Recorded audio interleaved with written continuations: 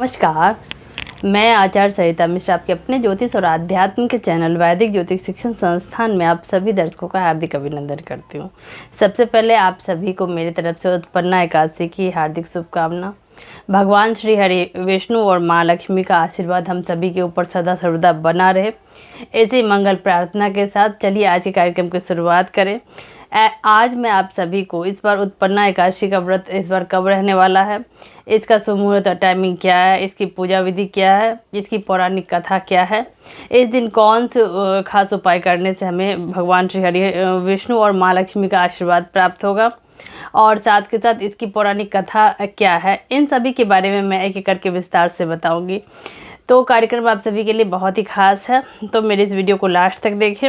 और यदि आपको मेरा ज्योतिष संबंधी कार्यक्रम पसंद आ रहा है तो मेरे वीडियो को लाइक करें। चैनल पर यदि पहली बार आए चैनल को सब्सक्राइब कर ले, बेल आइकन को प्रेस कर ले और मेरी इस जानकारी को अपने जानने वालों में ज़्यादा से ज़्यादा शेयर करें ताकि अन्य भी इस जानकारी से लाभान्वित हो सके। और यदि किसी को अपनी कुंडली मुझसे एनालाइज करवानी हो तो मेरे मोबाइल नंबर 8383904847 पर कॉल करके मुझसे अपनी कुंडली एनालाइज करवा सकते हैं।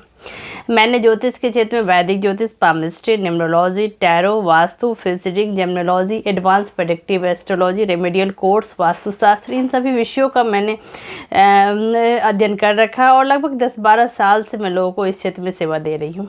तो चलिए इसी के साथ हम जानते हैं कि उत्पन्ना एकादशी का ज्योतिष शास्त्र में सनातन धर्म में क्या महत्व है।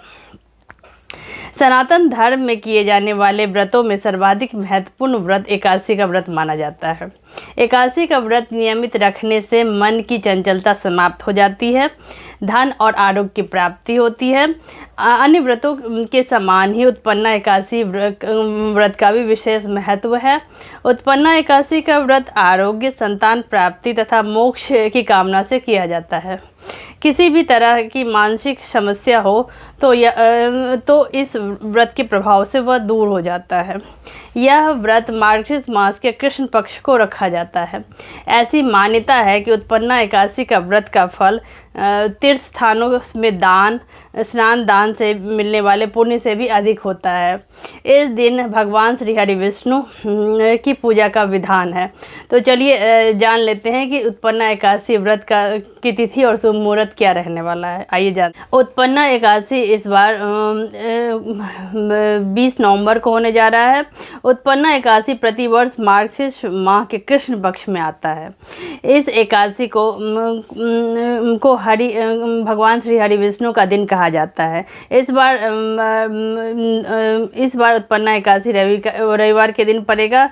यह एकादशी 20 नवंबर को मनाई जाएगी। उत्पन्ना एकादशी व्रत की तिथि का प्रारंभ 19 नवंबर 2022 की सुबह 10:32 से प्रारंभ होगा और इसकी समाप्ति की अवधि रहने वाली है 20 नवंबर की सुबह 10:44 पर। पारण का शुभ मुहूर्त रहने वाला है 21 नवंबर को सुबह 6:48 से प्रारंभ होकर 8:55 तक। कुल अवधि रहने वाली है 2 घंटे 7 मिनट की।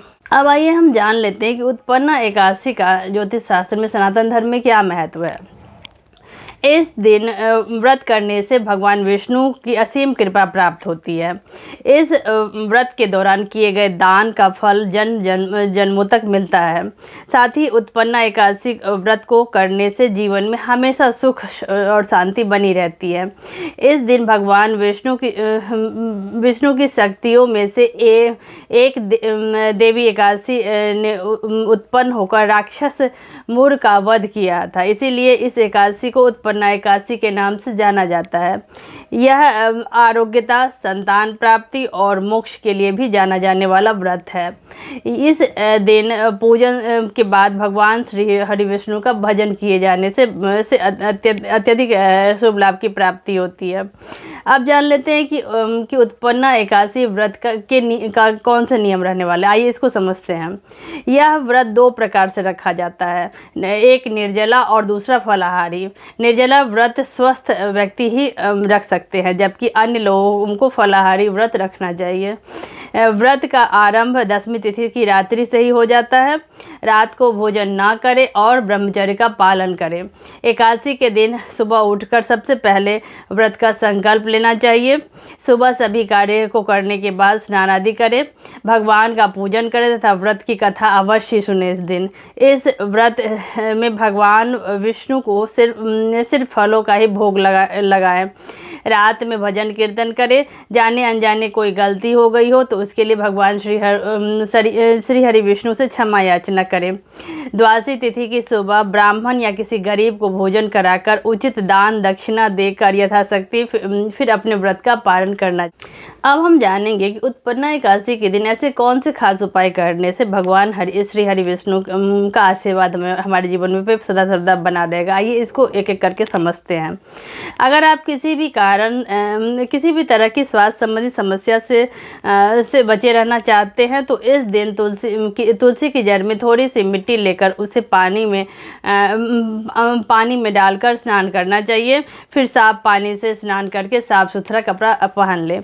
कारोबार में तरक्की करना चाहते हैं तो उत्पन्ना एकादशी के दिन आपको 5 गुंजा फल भगवान के सामने रखकर उनकी पूजा करनी चाहिए। पूजा के बाद उन गुंजा फल को अपनी तिजोरी या गले में रख दें। घर की सुख शांति बनाए रखने के लिए इस दिन घर के मंदिर में दक्षिणावर्ती शंख की स्थापना करनी चाहिए और उनका रोली फूल अक्षत धूप दीप से पूजा करना चाहिए। सैलरी में वृद्धि करना चाहते हैं तो इस दिन आपको स्नान आदि के बाद भगवान श्री हरि विष्णु को धूप दीप से पूजा करना चाहिए और उनके मंत्र ओम गोविंदाय नमः मंत्र का 108 बार जाप करना चाहिए। वैवाहिक जीवन को आनंदमय सुखी बनाने के लिए स्नान आदि के बाद साफ सुथरे वस्त्र पहनकर भगवान श्री हरि विष्णु के साथ तुलसी जी की विधि विधान से पूजा करनी चाहिए और भगवान को केसर का मिठाई भोग लगाना चाहिए। अब हम जानेंगे कि उत्पन्ना एकादशी को लेकर पौराणिक इसकी कथा क्या है। आइए इसको समझते हैं। भगवान कृष्ण ने धर्मराज युधिष्ठिर को एकादशी माता के जन्म की कथा सुनाई थी। पौराणिक कथा के अनुसार सतयुग में मूढ़ नामक एक राक्षस था जो अत्यधिक बलवान था। उस राक्षस ने इंद्र आदित्य वसु वायु अग्नि इत्यादि सभी देवताओं को पराजित कर दिया था। जिसके बाद इंद्र सहित सभी देवताओं ने भगवान शंकर जी के समक्ष सारी बात रख दी। तब भगवान शिव ने कहा, हे देवताओं तीनों लोकों के स्वामी भक्तों के दुखों का नाश करने वाले श्री हरि विष्णु की शरण में जाइए, वे आपके दुखों का निवारण अवश्य करेंगे। शिव जी के ऐसे वचन सुनकर सभी देवता भगवान श्री हरि विष्णु के पास पहुँचे और उनके समक्ष अपने दुखों को बताते हुए कहा कि हे प्रभु, राक्षसों ने हमें पराजित करके स्वर्ग से हम सबको निकाल दिया है। आप उस राक्षस से हम सबकी रक्षा करें।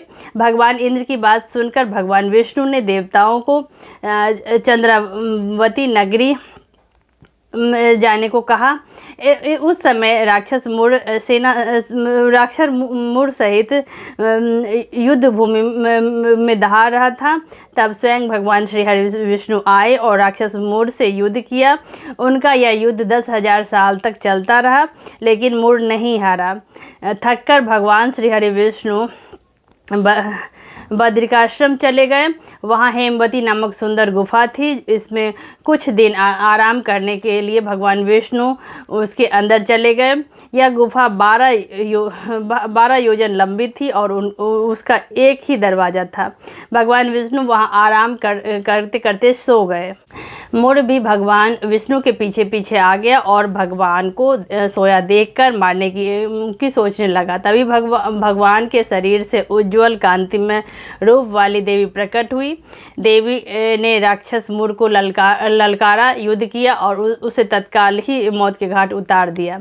भगवान विष्णु जब नींद से उठे तो सब बातों को जानकर उन्हें देवी से कहा कि आपका जन्म एकादशी के दिन हुआ है, इसलिए आप उत्पन्ना एकादशी के नाम से पूजी जाएंगी। आपके भक्त वही होंगे जो मेरे भक्त हैं। तो इसी के साथ ईश्वर का आशीर्वाद हम सभी के ऊपर बना रहे। आप सभी मेरे कार्यक्रम को ज़्यादा से ज़्यादा देखें, इसे लाइक करें, पसंद करें। धन्यवाद।